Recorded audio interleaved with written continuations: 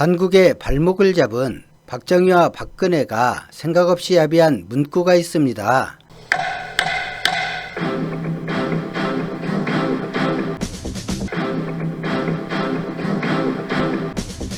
(1978년 11월) 한미연합사령부가 만들어집니다. 1950년 6.25 사변으로 유엔군 사령관에게 위임된 한국의 군권은 박정희가 5.16 군사 쿠데타를 일으키고 국가재건회의를 만든 뒤 작전권에 대한 미국 측 요구를 받아들여 국군의 작전권이 유엔군 사령관에게 있음을 다시 한번 공동으로 발표하게 됩니다. 미국에 필요했던 것은 1945년 신탁 통치에서 얻고자 했던 것은 한반도의 긴장 상태입니다. 6.25 전쟁을 겪고 나서 미국에게 이 긴장 상태 유지에 국군에 대한 작전권은 미국에 매우 중요했습니다. 전쟁도 평화도 아닌 긴장 상태를 유지해야 했으니까요. 한반도를 나누어 이념이 다른 세력에 의한 군사적 대치는 미군이 일본에 주둔하며 인도 태평양 전략을 수월하게 만들어주는 효과를 가져오기 위해 만든 작품입니다. 일본이 보기에 공산진영의 당장이라도 무너질 것 같은 남한의 형편은 미군 주둔을 반기도록 만들었습니다. 태평양전쟁에서 패배한 뒤 자체적으로 침략에 방어할 여력도 남지 않았고 군비 증강을 할 경제적 여력도 없었습니다. 이런 일본에서 미군이 주둔하며 정책을 펴기가 한반도가 하나의 나라일 때보다 두 개로 나뉘었을 때 미국의 이익이 가장 극대화되었던 것입니다. 6.25가 발발하고 휴전협정이 진행되었습니다. 다시 남북이 분단되는 결과를 미국은 제안했고 중국은 환영했습니다. 1945년에 목적하며 분단시켰던 이데올로기 갈등이 훼손되는 것을 미국은 원하지 않았습니다. 남북한의 전쟁이 일어나 미국이 참전해 국력을 소비하는 것도 다른 방한 협력으로 한반도가 통일되거나 남북이 교류해 평화로운 분위기가 형성되는 것도 미국은 원하지 않았습니다. 이념으로 갈라진 채로 극도의 긴장 상태 유지하는 것만이 미국이 원하는 한반도의 용도였습니다. 미국이 생각하는 남한에서는 배후 일본에 대한 반정부가 들어서는 것도 친일로 대변되는 세력이 몰락하는 것도 그래서 막아야 했습니다.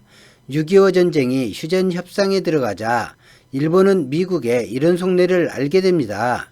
일본을 지켜주기 위한 주둔이 아니고 제국주의 시절 미국이 추진했던 인도 태평양 정책의 연장이라는 것을 알게 됩니다. 당시엔 필리핀이라는 영토가 무게중심이었지만 태평양 전쟁이 끝나고 필리핀의 미국에 대한 분위기는 일본군과 같거나 일본군보다 무서운 점령군 약탈자로서 너무 이미지가 좋지 않았습니다.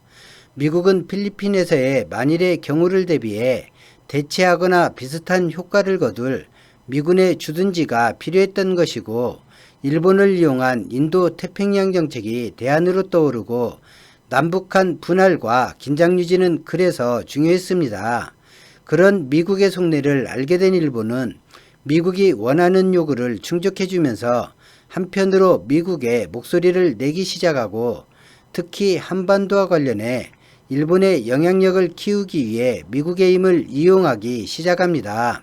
미국과 일본의 거래가 본격화되기 시작하고 박정희는 쿠데타로 사실상 권력을 잡았습니다. 그리고 가장 먼저 한 것은 당시 총리직을 막 사임한 기시 노부스케에게 한일 국교 정상화를 도와달라는 것이었습니다. 기시 노부스케는 전범이며 수출 규제를 이끌었던 아베 신조에게는 외할아버지이기도 합니다. 앞에서는 박정희에게 한국의 조건을 다 들어줄 것처럼 하고 뒤로는 미국을 움직여 1965년 한일 기본조약 즉 한일협정부터 미국이 한일 관계에 밀접하게 관여하게 합니다. 일본의 압제로부터 독립시켜야 하는 침탈받은 나라로 미국이 인정했기 때문에 식민 지배에 대해서 배상이 아닌 보상을 받도록 일본이 노골적으로 주장할 수는 없었고 이 때문에 미국이 배상이 아닌 보상으로 합의를 종용하며 마쿠에서 압력을 행사했습니다. 분명히 지리적 이점도 분명 존재하지만 한국의 모든 산업 경제를 일본에 의존하도록 유도하고 만들었습니다. 배상이 보상으로 둔갑한 이 일은 현재까지 정당성을 두고 두 나라가 다투는 한일 갈등이 유지되는 원인이 되고 있습니다. 군사는 미국, 경제는 일본에 의존하게 하는 미일 두 나라의 이해관계는 일치했습니다. 한국의 군사력 발전을 이런저런 제약으로 미국은 지속해서 늦추려 했고, 우방을 자처하는 일본은 1997년 IMF 외환위기가 닥치자 가장 먼저 자금을 회수해 한국이 국가부도를 피하도록 도움을 주기는커녕 오히려 국가부도 이후 일본 경제에 대한 영향력을 키우고자 국가부도가 나도록 앞장선 것입니다. 현재 대한민국의 발전된 모습까지는 아니어도 제법 괜찮은 국가로 발전할 수 있겠다는 모습을 1970년대에 이미 대한민국은 가능성을 보여주었습니다. 군사독재로 어목했던 70년대, 80년대 휴전 상태의 국가라는 치명적인 약점에도 불구하고 대한민국은 성장했고, 이런 급속한 발달은 미국과 일본이 원했던 모습이 결코 아니었습니다. 미일이 쳐둔 울타리를 한국이 벗어나기 시작한 것이니까요. 급속한 산업화가 이루어지던 1978년 긴급조치로 연명해야 했던 박정희는 친정부 쿠데타를 계획하지만 당시 지미 카터가 집권하던 미국은 미국의 힘을 다시 한번 각인시키며 박정희의 친정부 쿠데타를 허용하지 않습니다. 마치 주인이 누구인지를 알려주는 그런 모습이었습니다. 그리고 유엔 사령부를 해체하고 한미연합사령부를 창설합니다. 한미연합사령부를 창설할 때 미국은 한 가지 문구를 협정문에 넣자고 합니다. 한미연합사령부는 유엔사령부의 지휘를 받을 수 있다. 이 문구를 협정안에 넣자고 제안합니다. 세계를 상대로 정책을 펴는 미국과 아직 우물한 개구리로 살아가는 한국은 이 문구를 전혀 다르게 보았습니다. 한국은 국군 작전권이 유엔군 사령관에게 있고, 유엔군 사령관은 미군 사령관과 동일인이고, 한미연합사 사령관 또한 동일인이니 어차피 그게 그것이고 별다를 것이 없는 문구로 보았지만, 미국은 대한민국이 어떤 변화를 일으켜도 변하지 않을 주한미군의 국군 장악력을 염두에 둔 보험으로 이 문구를 보았습니다. 미국의 예상을 뒷받침하기라도 하는 것처럼 1988년 노태우가 취임하고 난 뒤 한국군 내부에서 작전 통제권을 반환받아야 한다는 주장이 나왔고, 일본군의 궁궐 수비를 맡기며 사실상 군권을 내준 1894년 이후 100년이 지난 1994년 평시 작전권이 한국으로 반환되었습니다. 한미연합사령부는 유엔군 사령관의 지휘를 받을 수 있다. 이 문구를 삽입한 채 한미연합사령부가 출범하고 43년이 되었습니다. 2017년 문재인 정부가 들어서고 전작권 반환 협의를 요구했습니다. 박근혜 정부에서 미국이 충족하는 3차 검증을 통과해야 한다는 해괴한 합의를 한 덕분에 전작권 전환에 어려움을 겪고 있습니다. 그리고 2018년 미국은 40년 전에 삽입한 그 문구를 대한민국에 적용할 것을 요구했습니다.